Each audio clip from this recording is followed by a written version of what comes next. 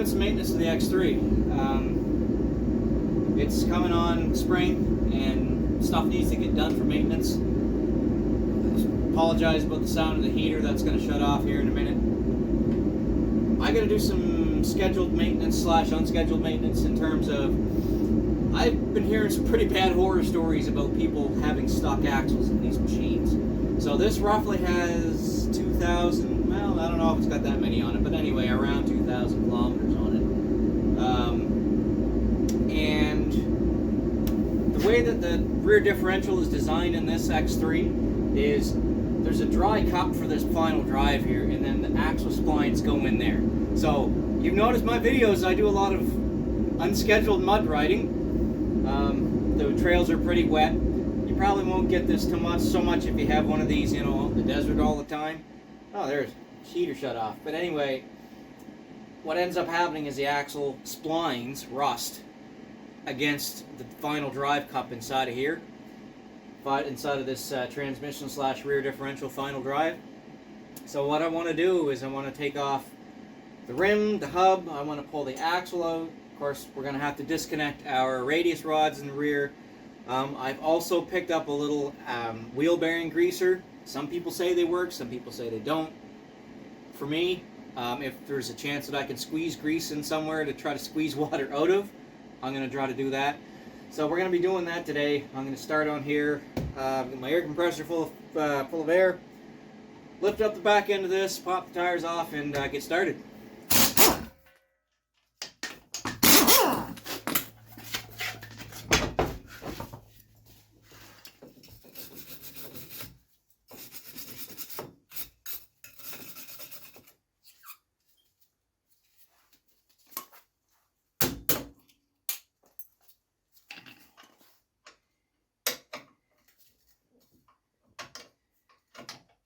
Well, that's on there.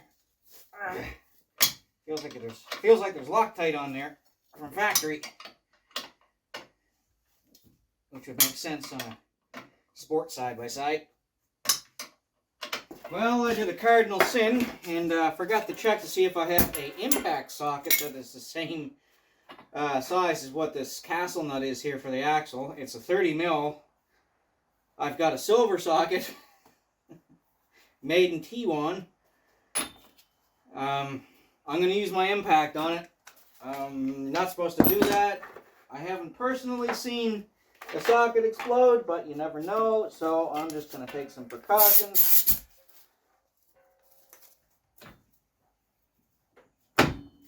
Contact.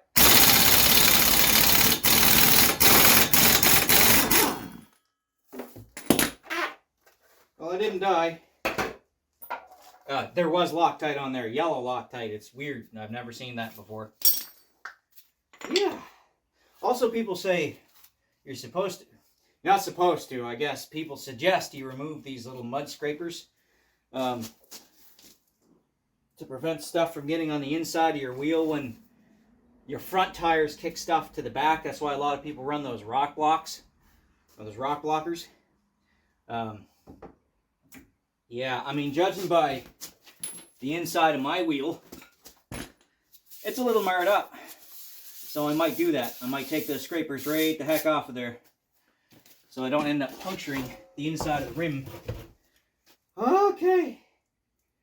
So, next thing I'm going to do is take off these radius rods here so I can swing the trailing arm out of the way. I don't think I'm going to have to disconnect the sway bar. If I do, that's okay. It's just a bolt.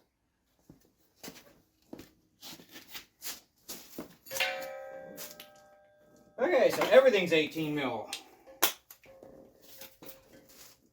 Everything is 18 mil, which I also don't have an 18 mil socket for impact either, so again, with the silver sockets, luckily these things aren't really cranked on there that high, so I feel safe. Do you feel safe?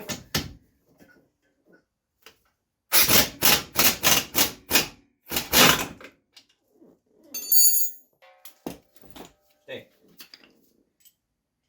That's the top bolt. Okay, and that just just slides out of there like that. Okay, cool. Not used to this type of design. I got that strapped up there. So I should be able to just maneuver this out and around. And if this is my Grizzly, this axle would just come right out of there, but I know this is not. Oh, oh boy, that came out pretty dang easy. Huh. Huh, look at that. So I didn't have this thing apart, and I know the dealer didn't do this, but there's already grease in those splines. So this is a 2023. I wonder if they wised up. Interesting. Like there's like a hammer paste. I don't know if you've ever worked construction, but there used to be a product out there called hammer paste, and what you use it for, it's like a anti-seize aluminum infused paste that they use inside of hammers, like pneumatic hammers or hydraulic hammers. Kind of reminds me of that. There's a lot of it in there. I didn't do that. If you got a 2023, maybe you got the same thing, but good to know. I'm glad that that's going to go easy. Now I'm going to clean up that grease and I'm going to put fresh stuff in there while I have it apart. Why not? Like there's a whole pocket of grease in there. Well, I mean, realistically, this is kind of a waste of time now that I know that, but it's going to make things a little bit easier in the future for when I need to do stuff like this. So interesting though. Very interesting. And it gives me a chance to inspect the seals and everything too. And learn how to take it apart, because there's going to be a time, you know, I'm going to be out somewhere in the middle of nowhere and break a rear axle or something. So, I mean, we never hope that's what the case is, but it's a possibility.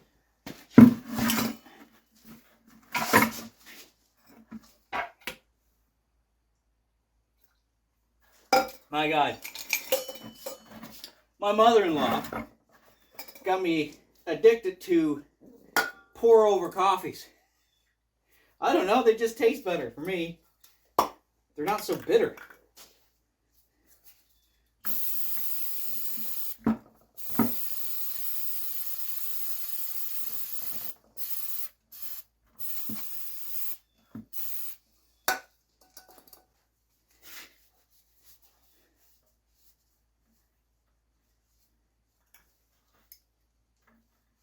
Hopefully I didn't just spray that on my coffee either. I just noticed it instead of right in the line of fire.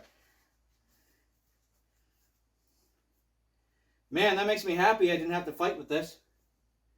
I mean, the other side could be 100% different, but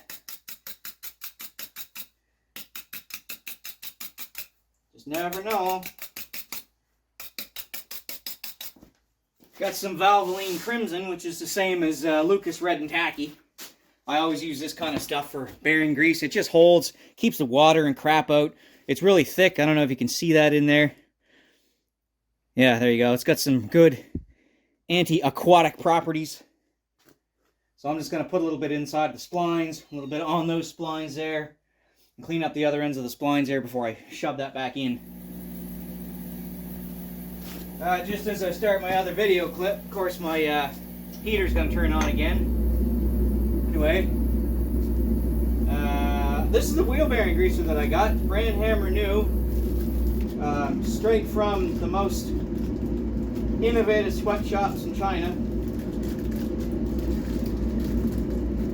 It's a 39 mil double seal, so the whole point of these things is you don't have to take the hub off or anything like that. This will go right over the axle inside of the hub.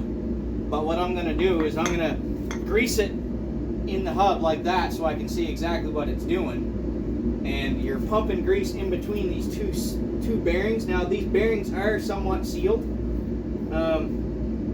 but there is a little bit of a gap there for grease to get in and kind of push out any water that might have got in there. So, because you can see on the back side here it's a little rusty. So Why not, right? Grease is better than water for a machine, in my opinion, but who knows? What do I know? I'm just going to put a little bit of grease around these seals. Let's try it.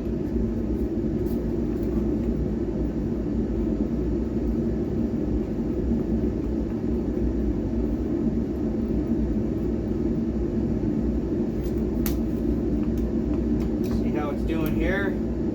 Nothing's coming out the back, which is good. It means it's going in between the bearings. Okay, I'm seeing a little bit coming out front, so a little bit coming out back with water.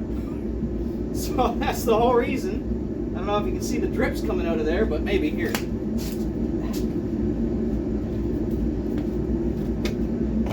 Let's see if it'll focus on here. Okay, well, there's a little bit of grease, but you can see there's also water in there.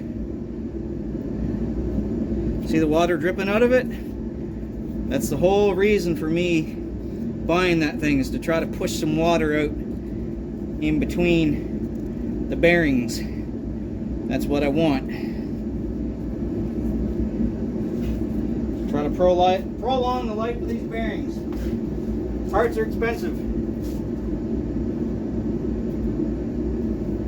I might end up having to replace that grease nipple, though. That's really not of quality.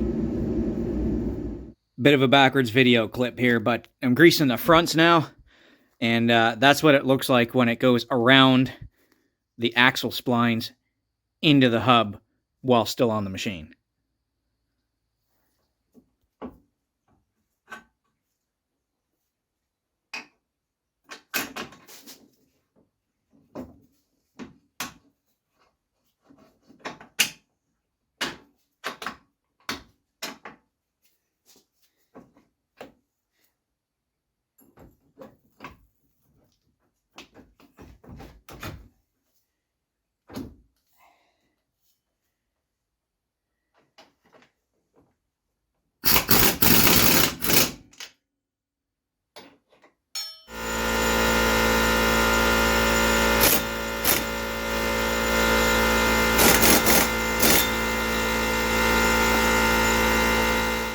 Okay, so now I'm going to start torquing everything down.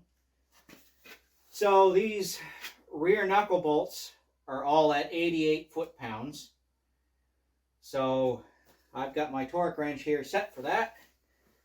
So I'm going to start torquing everything down to where it's supposed to be.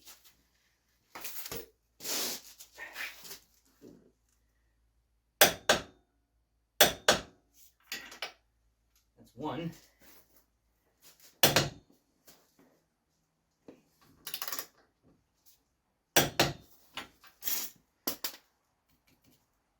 Tighten the axle nut, and the axle nut is 180.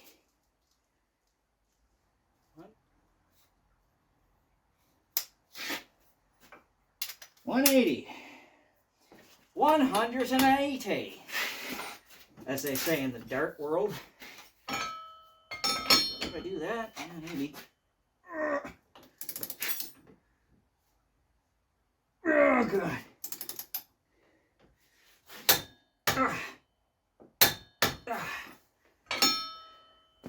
Now, I need to go a little bit further.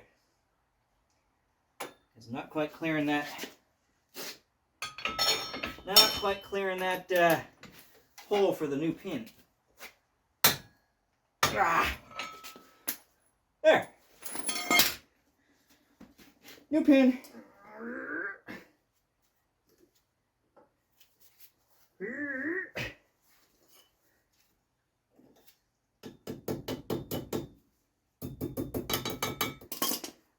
That's done. That's done. We got to get that back on there. And those bolts there are 35 foot-pounds. And I know they had Loctite on these bolts, but I'm going to put anti-seize on them. The complete opposite. Oh, no.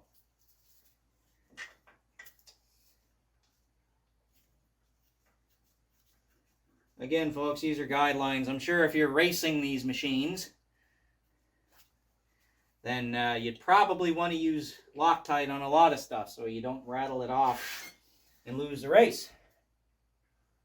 But I'm a trail rider.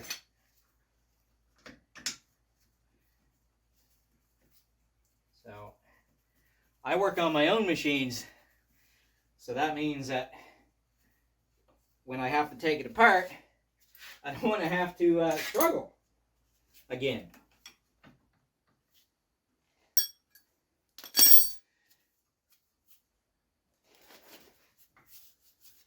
And there we go. That's how you grease these splines in here. Mine went pretty smooth. Again, I still have the other side to do, so now I need to do everything again. So I hope you got something out of this. I'll list the torque specs in the description below, so check that out. Don't forget to get a new cotter pin whenever you take that one out, because that one ain't no good no more.